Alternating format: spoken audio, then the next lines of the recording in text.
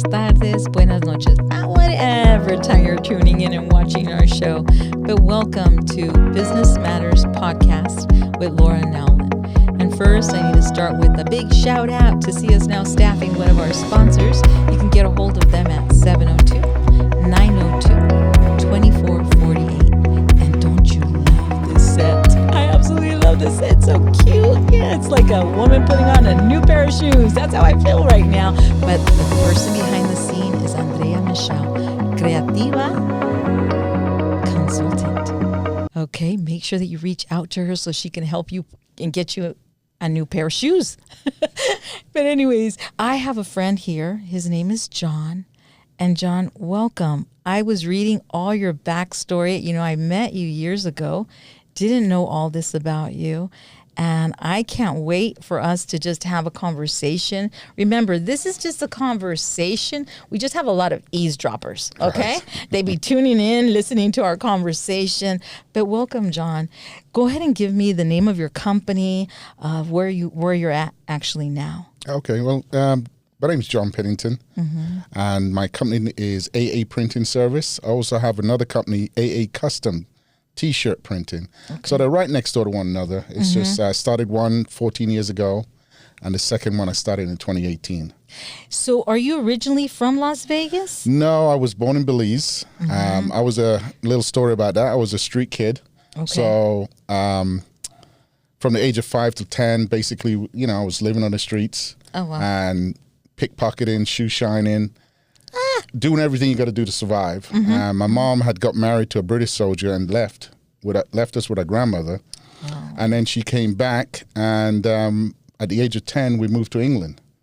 And my brother, there was 3 of us. We went to England, and that was the next phase of my life, you know, living in a cold country, never seen snow in my life.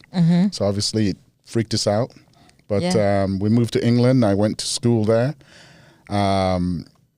And because we're a military family now, we had to move every 3 years. So we left England and we went to Germany, and from Germany we went back to England, and then I joined myself. It wasn't my intention. Okay. Because I wanted to start my own dry cleaning business at the age of 16, and I just had this vision that I could start it, and I named it JEXS, which is John Edmund Xavier Services. And I went out to try and start and thought, well, I could wash the shirts at my home in my washing machine, hang them up, iron them, and drop them off at a hotel. I was going to be a mobile dry cleaning business. Nice. Okay. And my stepfather said, you're going to join the military. Oh. Yeah. So I said, I'd like to see that. Well, he took me down there and signed me up. 17, I hated it at first, but you know what? It was the best thing ever. Yeah. So I did 10 years with the military, worked through as the rank of sergeant, and it was a great achievement for me. And I finished off and went into personal protection work because, you know, the military background. Right. So I started doing security around London. I had the opportunity to be part of certain teams for even like Princess Di. Nice. And, look at that. To hear her speak in my ears was like, it's certainly little things, but it was like the most amazing thing ever. So we had an opportunity to do a lot of that around London with celebrities, royalties, Middle Eastern royal families. And then I felt that I achieved what I wanted in London, but I always had this entrepreneur spirit. Yeah. I knew I wanted to open my own business. So this was all part of the plan. And I left England in 1996, came over to LA to live with my grandmother.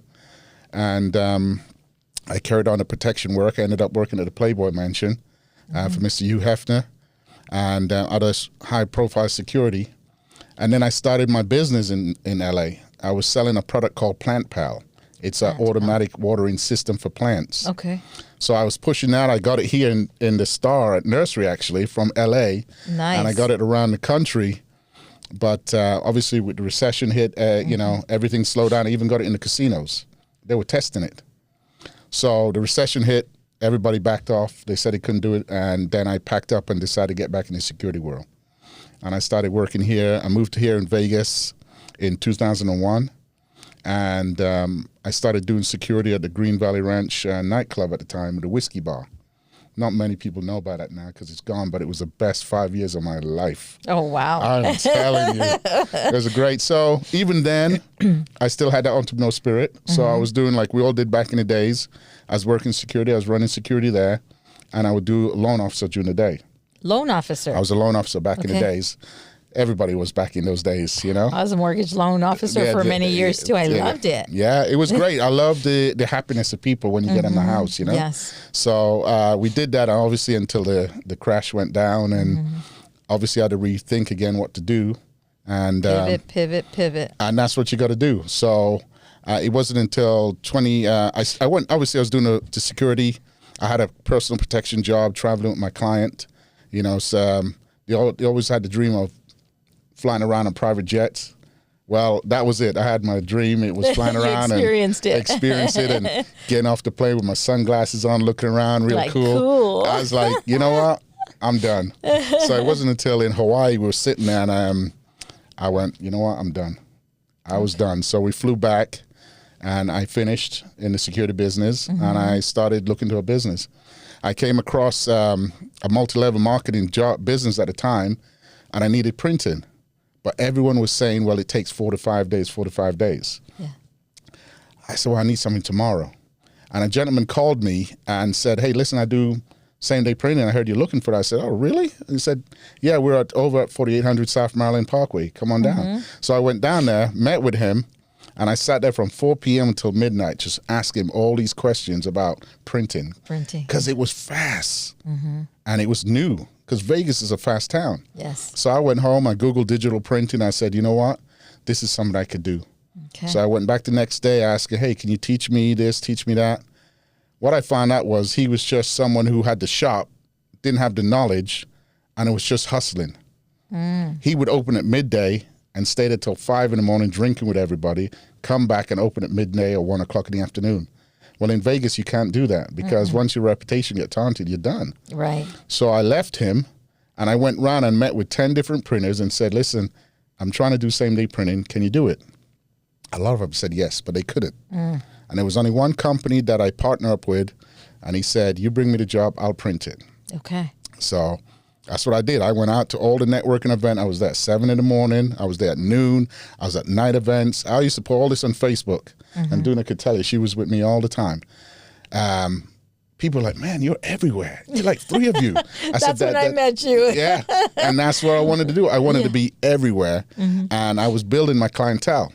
So after 10 months of just selling a product that I didn't know anything about, I came up with the sales was about $85,000. And I was like, I can do this. Yeah. I can do this. Now, remember, I don't know anything about printing because I'm just referring people that, I'd meet people in the car park. Right. And they'll say, where's your shop at? I said, where do you live? And they said, on the east side. I said, my shop's on the west side. I'll bring it to you. Someone else said, oh, I live on the east side. On the west side, I said, oh, my shop's on the other side. It's always the opposite side because I didn't have a shop. So I always bring it to them. And that's why on my logo, you see a running man. Because I remember dropping off the card and the guy said, you're like a running man, aren't you? You're always running every time I see you. So that's why I took that, running man, yes. So, we started building. At the end of that year, I went, I could do this. So I went to England, visit the family, take a break because it drained me. And I came back and I found out the guy that owned the 4800 South Maryland Parkway was out of business. They came and took the machines and everything. It was an empty building. Someone called me and told me that. So I went and applied for the building for that unit, and I applied for a machine and a cutter. Now, the sales rep basically helped me because the underwriter said, I don't know, a year later she said, I don't know how you qualified for this because you shouldn't have qualified because I didn't have anything. And I started that business with less than $4,500. I had a machine that prints and I had a cutter. Didn't know how to use the machine. I went to trade shows to get business because I didn't have business coming in. And they said, you do 4x6? And I said, yeah, I do 4x6. I'd go home and Google, what's a 4x6? Yeah. And I went to the paper store and I went and got I asked them, give me all the papers, the sheets that you use for printing and write in the corner what they are. And they'd write in the corner. And I still have that folder. And that folder still has the map that I drew well before I had my shop. I said, I want to have a shop, and I drew it out on this paper. And I had my shop set up exactly the same way I drew that paper. And that was like 10 months before that. So I had a vision of what I wanted. I just needed to get there. And I had the opportunity. I got the machine. Now I just had to make money. And it was a gentleman who called me and said, listen, I just left this other job because I used to take business there. And he said, I heard you open a shop. Do you need help? I said, dude, I need a lot of help. Yeah. But I can't pay you right now. And he said, you know what? It's okay. Just pay me what you can. That was another blessing. So he came over and he started running my printing, my cutting, and I'd go and make the sales. So when I made my first $100, it was like the greatest thing ever. Oh, yeah. You know, even when I was on my own, the guy ordered business cards. I used to cut the business cards like this, like that. It was all different shapes because I didn't know what size business cards were. But they were kind, you know, they were like, what's this? I said, is it wrong? Of course it's wrong. But they, you know, some of them took it and left because they knew I didn't know what I was doing. But when he came in, he took over the printing. I went out, I went to every network and we started building. Yeah. And the thing I did was joined every chamber I can. I joined every organization that was out there to put my face out. And you know, coming from a security world, I still had that stern look on my face. So what I figured was I joined the women's chamber. Nice. I did. I joined with June Beelan. I joined the women's chamber, and they softened me up. You know, the way they were, I used to do booth there. They gave me awards. That, you know, that's what I said to her. I'm a man. How come I'm winning an award at the women's chamber, you know?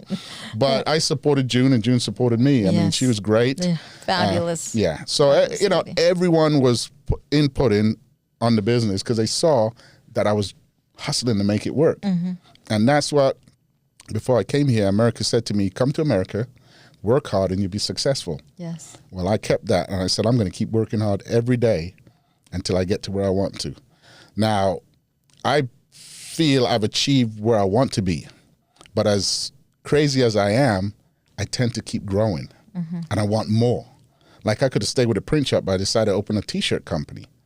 So now I've got a T-shirt company and a print shop, and they're right next door to one another. So someone coming and get printing, they walk next door and get a T-shirt. Right. So it's a one-stop shop for everything. So if they need banners, signs, posters, business cards, anything like, we do all that stuff. And we do same day or next day, because that was the niche that I wanted to have when I first started.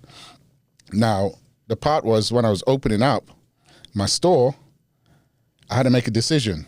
Do I let my house go into foreclosure or do I open my store? Oh, wow. So I was going on my appointment and I got a call saying my alarm was going off at the house. I turned up the house, the sheriff was there. They said, we're seizing your house. So I called a lawyer, he said, there's nothing you could do. So I went, okay. So I went back to the appointment. I had to go to the appointment. So I went to the appointment. And I'm glad I went to that appointment, just didn't quit and fold then. Right. Because I kept that customer for 4 years until he closed. So I kept with him. He didn't even know my house just got foreclosed on. Yeah. It wasn't until the end of the day when I went back to the shop that I realized now that I was homeless. So I slept in my shop for a couple of nights, trying to figure out what I need to do. Got up in the morning, went to trade shows and stuff like that. Then I figured out how to get into my house because I know how to get in. But the thing is, when you sneak into your house at night knowing that it's got a seal on it, you're laying there all night in the dark wondering if the sheriff's going to turn up on the door. Right. So it was one of those stressful times. So in the morning, I'd get up. Obviously water and everything's cut off. So I have a gallon bottle of water that I bring, and I would shower in my backyard with the water, with a 5-gallon bottle of water. And, you know, my shirt wasn't ironed. Even my grand opening, that's how I turned up. I showered. I went to Ross, bought a shirt, wore my blue jacket so no one could see it wasn't ironed. And I had over 300 people come to my grand opening that night, and they didn't even know I went through all that. And I had to put that on basically myself with all this going on. And at the same time, I'm looking for a new place to live. So I found a place, and while I was getting ready for the shop to open in my shop, I was going to my house, loading up my clothes into my car at night, sneaking out and go and take it to the new house. Right. So it was just a hustle. And then come in the morning, I didn't even used to sleep in a bed.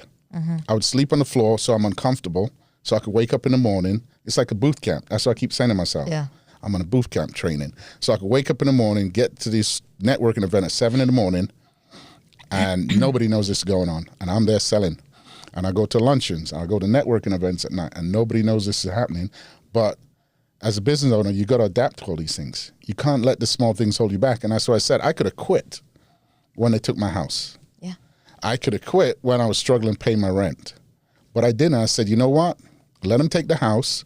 I'll build this business because I know I can work hard. I'll build this business, and then I could buy whatever house I want. And I built that business now, and I've been in business 14 years. Wow. 14 years. Yeah. Now I went out, used the business now. Now I bought my own house. I went and got myself a nice truck. I went and got myself a boat. And I got myself some other little toys. So now, to me, I'm like, I've done what I said I was going to do. Yeah. Because from when I got my dry cleaning business back in the days, if you remember, I said Jex, Jexs. Well, Jex 1 was my car.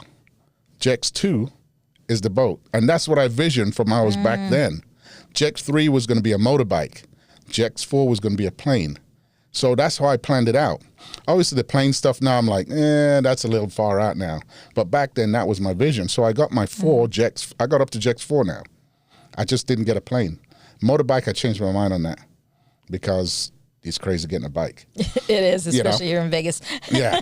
But I all this stuff is, it was a vision that I had. And any entrepreneur knows they have to have a vision. Oh, yeah. You just can't wake up and say, oh, I'm going to do this. And then, something goes wrong. You don't know what to do now. But if you have a vision and a plan, when something goes wrong, you know how to adapt. Right. And that's what I have to do with everything I've done in my business is adapt. I mean, there's a lot more story that goes into this, but it's not easy. And I'll say that to anybody. It's not easy. And as a small business owner, get this idea out of the head that you work 9 to 5. Yeah, no such thing. There's no such thing as a 9 to 5 as a business owner. And there's always going to be problems. Yes. And you are going to have to be the full handyman of your business when you start out. You're going to be fixing everything. Even now, I still have to, John, we need toilet paper. John, we need hand towel. John, we need this. John, I'm still doing that while I'm doing my job and helping my employees do their job. You are everything, but the only way you're going to be successful is if you want that. If you say, you know what, that's not my job, you do it, or that's not my job, you're going to find yourself in a lot of trouble because employees don't have the same motivation you do. Right. They don't see things the way you do. They just see the clock at 9 o'clock and they see the clock at 5 o'clock. In between that, they're just robots. They're just, this is my job. I'm just going to do this. Something goes wrong. They're like, how do I fix this? Like we've done this 5 times. Now I draw it on a piece of paper now. I said, just go to this paper and it'll tell you how to do it. So as a business owner, you're going to have these problems. You're going to have internet down. You're going to have phone down. You need to learn these things. And the one thing the pandemic taught me was I need to learn how to do everything in my business. Because I remember when a young lady came to me and said, John, I'm leaving. I was like, oh my God, I had a freak out because I'm like, I spent so much time training her. Yeah. Now she's going. I don't have someone to do that department. So during the pandemic, when everybody was off, I went in and I learned everything in that shop. I know how to run my whole shop on my own now. Awesome. And I say to the employee now, when they come in, I say, I'll outwork you every time. It's up to you. You're the one who's going to fire yourself because you're the one who's going to make that decision. And there's employees who've argued with me because they've never done the business before, but they're telling me how to do it. And this guy said, I'm doing you a favor. Oh. I said, you are? Yeah, then don't collect a paycheck then. I said, yeah, exactly. No, I did. I was like, you really do me a favor? Okay. So he left that Friday, and Monday morning he came back and said, you know what? I don't need that favor anymore. I got to let you go. Why? What happened? They just don't get it. No. They don't get it. So now I sit my employees down. I had a few people came in thinking they know it all, had a little attitude. And I say, you know what? I don't need you. You have this weekend to think about if you want to be here Monday morning or you walk out of the shop right now and we shake hands and say goodbye. No hard feelings. You need a reference? I'll give you a reference, but I don't need you. So you tell me now if you want to work here, or I'll give you the weekend to think about it. Now I've thought about it. I want to be here. From that day on, that employee has changed. Yeah. And now I don't have to supervise him. I still have to help him at times, but his attitude changed because nowadays employees feel that they're entitled. Oh, totally. And you're doing them a favor when they come in as, have you had any experience in printing? No. So what are you looking at making? $25 an hour?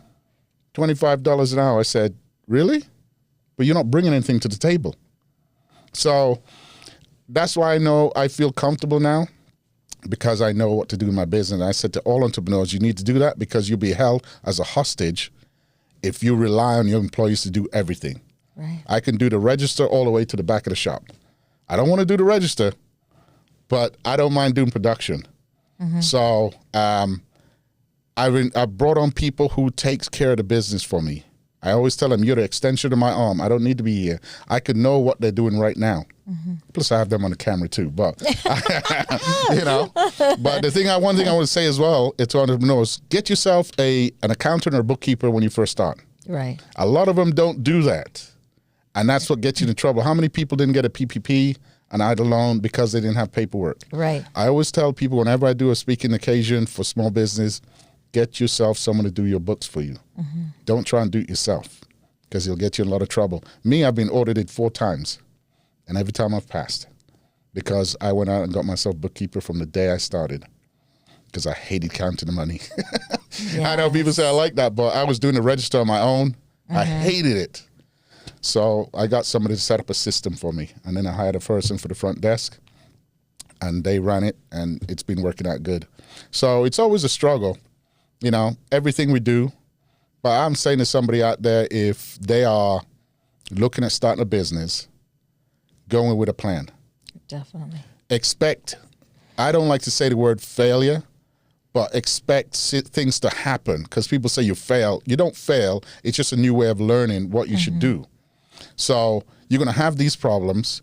You're going to get up. You're going to dust yourself off. You're going to keep going, because it's going to happen. Nothing is easy. It's not easy. And then you're going to have those sleepless nights because you're thinking about bills, or if you got something exciting think you want to do, you can't go to sleep because you're so excited. Right. You know, and right now that's my situation. I'm working on something that it's keeping me up because I'm planning on growing again, which is crazy. I shouldn't be doing that, but I would like just to live a comfortable life where I don't have to worry about business going up and down, where I don't have to worry finance. That's what we all want, the American way. We create all these debts on our credit card and we figure out how to pay it off afterwards. Yeah. And we use our business to do that, you know? And you could use your business to do a lot of things. And that's what I've done. So right now you have a printing company, you have the apparel company as well. How are you adapting right now with so much AI, right, that's in so many things that people are using their phones, right, digital cards? How are you adapting to this? Are you finding that it's impacting your business? I can only say I've only come across this twice, where organization I used to print magazines for, I turn around and say, you know what, we're doing digital this year. And I was like, oh, that was it. Because it hadn't affected me before. Right. Yeah. So I realized, I was like, okay. But I think people will come back eventually, because we go to these events, we look at our phone, but they're missing the marketing. Because I've been to events, they say scan a QR code, I flip through. I don't Completely really sit. lost. Yeah, I'm lost. I'm not sitting here reading it. But if I got a book, I'll take it home and I look at it later. Oh, I want to use that company. I want to, you know what I mean? So business cards, these digital stuff. I remember when they first came out here in Vegas, everyone's like, here, use this, use this. Yeah. Even had these flashing things on there. I'm sure you remember those. But I was never afraid, because we like to have the hard product in our hand. And the only time I've seen it affect me was those 2 times. But we're still here. And I think people still need business cards, postcards, brochures. It hasn't got there yet. You know what I mean? Maybe it won't, when it finally gets here, we won't be here to see exactly. it. And the next generation will be good. You know, because they'll have it where you press a button, the whole book will come up in the sky, and you'll be able to turn like this. Virtual reality. You know what I mean? So it's just the way it is. You know, like I told my daughter, I said, when you grow up, by the time you grow up, she's 7 years old. By the time you grow up, you won't even need to park your car. Right. It'll park. You don't need to drive a car. And you'll say, Daddy, you used to put your hands on the steering wheel? Right. Yes, I did. How weird. I know, right? We are such weirdos. How many employees do you have right now? I have 6 employees. Wow, so you have good size. Yeah, I got 6 employees, and, you know, everyone. I also I have a training program with the Workforce Connection. Yeah. So they send me people through to train. I've been doing that now for over 5 years, and it works. What they do, they pay for the employees to come in, these students, I should say, to come in. You work with them, learn a skill. Some of them are hard. I mean, you know, before this other one here, I had an employee came in. She never turned up on Monday. I called them and asked them what happened. She said, it was too much work. Oh, my God, too much work. I'm like, all she did was T-shirts. you know, stand there and do T-shirt. But again, you're going to come across those because young people don't want to work that much. But they come to the shop, they get an opportunity, you know, to work there. I am doing something else as well to help and put back into the community. You know, I said I wasn't going to bring it up yet because I still have to get certified, but I'm working on getting certified through the state, which I'm going to do that, submit my paperwork today. Yay. To get a school going so that we Nice. could start training people in the community to have a skill, because Vegas is growing and we're going to be a sports town. And then you got printing company coming here, and the printers don't want to bring on people with no experience. Right. They don't want to waste money training them and waste time, and then they leave after a period of time like I've done. So what we'd like to do is train them now, give them the basic skills, and then give them to these printers and pay for their training for 6 weeks. They got Great 6 weeks idea. to figure out whether they want to keep these people and train them more, or they want to work with them, but it didn't cost the printers anything. Yeah, our workforce is not very strong at all whatsoever. And I encounter the same thing that you do. You know, I have people come in and apply and, yeah, I want to do recruiting. I want to work for your agency. Okay, great. $25 an hour. Well, where's your recruiting experience? Yeah. Oh, I was an HR manager. HR managers aren't recruiters. Right. Or I worked, you know, at this company and I was recruiting 10 people. No, how about hundreds of people? Right, 10 you know, people. like, and moving quickly, really fast in all kinds of industries. So there is a still big disconnect with our workforce here. I'm really glad that you're taking the initiative to really train our people, our community here, so we don't lose that trade, because so many trades have been already lost. I also take on students in the summertime as well, and we train them, you know, how to answer the phone system, how to do administrative work, how to basically pre-screen people and interview them. So we do the same thing, and I think that's very much needed in our community so we can help strengthen our workforce here. Yeah, we got to agree. invest in the young, I call them young adults now. Yes. We got to invest in them because they are the future. Oh, yeah. And it's sad that you got to hold their hands most of the time, but I don't mind in that investment because if to me, I would like to leave a legacy of all these people go through my program and then end up getting a job after going through the program, getting their own apartment, getting their family, and so on and so on. And I go, I'm happy to be part of that. Oh yeah, it's know? so rewarding. I know for me, that's one of the things that holds me in this industry as we pivot and go up and go down. Been in the industry for the last 18 years, owned my company for the last 10, and I too very familiar as an entrepreneur, starting my staffing company with $200 when I needed $500,000. Right. And here I am 10 years later. Well, guess what? I've already invested $500,000 into the company, but it's taken me 10 years to be able to do that. And there's a lot of pivoting in the process. And there's not that many people like you and I, John, that are willing to really understand what their why is and what their mission is, that, yeah, you're willing to lose your house. You're willing to, you know, people don't even know your lights just got turned off. Your water got turned off. They just see you with a smile walking around like, That's hey, right, I'm right. doing what I love. And because you really enjoy what you do. Yeah. And you want people to see that because you don't want to be going around a moping person because nobody wants to network with someone who's moping. Exactly. So, yeah, I'd have to go around with a smile, and people saw me every time on Facebook, big smile on my face, but they didn't know I was going back to sleep in my shop. They didn't know that tomorrow I'm worried about where this money's coming from. Right. You know, so as a business owner, you're going to have those problems. Again, it's not going to happen overnight. Right. I used to say I'm like a farmer. I'm planting seeds. So I speak to a few people who go, I went to the trade show, you know, and I didn't get no business. And I'm like, okay, I'm put this out there for you entrepreneurs as well. You don't go to trade shows to make money on that day. Right. You go to trade shows to plant your brand in people's head. So you're a farmer. You're planting seeds. Yes. So I used to go all these trade shows, and all I'm doing, here you go, here's my card, here you go, big smile on my face, this is what I do. And I've had people come back to me with my card because it's yellow, and they said, I found your card because it's so bright amongst all these other cards, and I need some printed out. I said, that card, oh my God. I had that when I was at the Tropicana convention. That was like over 8 years ago. But they still come to the shop. Yeah. They still came. She said, well, I didn't need no printing, but now I need printing. I'm like, oh my God. So it's a brand. So, when people say, oh, I didn't make no money, forget making money on the day. Right. Just get to know people and get people to know you. It's your brand. I know I'm horrible at this where people go, do you know that person? I'm like, oh, I can't remember. But they'll go, hey, John, how you doing? You're the print guy, aren't you? They know more about me than I know about them. So it tells me I was doing something right. Yes. And they weren't. Or maybe I'm just really bad at names, which I am, But the thing is, you got to let people know, and you got to have something unique about you. I used to have my business cards die cut like a T-shirt, and people remember that. Or I used to have foil in Boston. They'd be like, oh, this feels good. Yeah. Ooh. And they see you again. You're the guy with the nice cards. Oh, this is the guy I want you to meet. And it goes on. It's networking. You got to network, but don't expect to get rich overnight.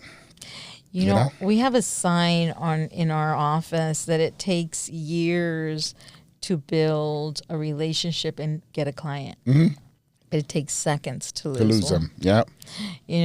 And so we have to really build that strong business relationship, especially in my field. I'm dealing with people, right? We're placing people. We can never, ever predict what the person's going to say or do. Right. And so things are going to go wrong because we're dealing with people. And so my relationship with whoever I'm working with, that I'm partnering with, that I'm giving them, team members to place on their property, I have to make sure that our relationship is strong. Right. Because we have to be able to overcome of whatever happens. That's right. And I mean, I can tell you stories. Right. I've been in this industry here in Vegas, like I said, for over 18 years.